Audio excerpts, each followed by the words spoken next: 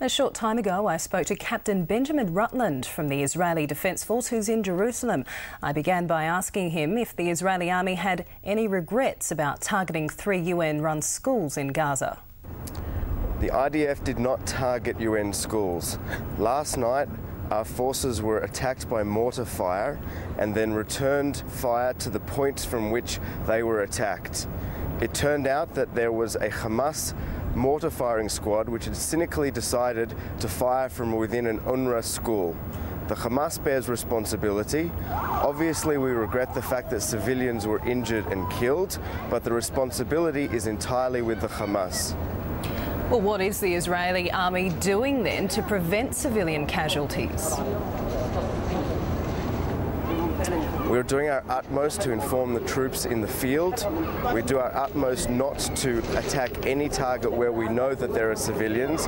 I can tell you, for example, that in terms of the attacks from the air, many of them have been called off when we have found that there have been civilians in the area.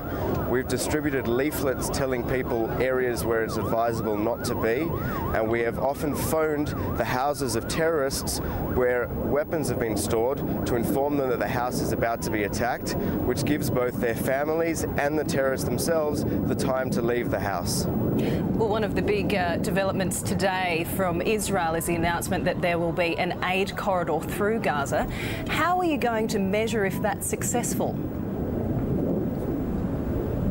We have an ongoing dialogue and work together with a range of organisations from the international community, such as the World Food Programme, the World Health Organisation, UNRWA, and the Red Cross.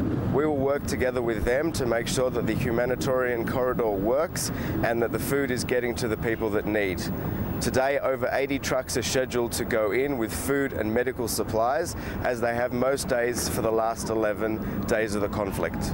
Now, we've seen Israeli artillery shells exploding white clouds of phosphorus over Gaza. Now, this is a chemical that causes horrific burns to people and really shouldn't be used in civilian areas. So why is it? I can't specify exactly which weapons we use, but our use conforms with international law. And I would suggest that you check exactly your facts before making particular allegations. Captain Rutland, it is a breach of the Geneva Convention to use phosphorus as a weapon of war. So why is it being used? I can confirm that the use of the phosphorus is not being used as a weapon of war. Captain Rutland, thanks for joining us. No problem.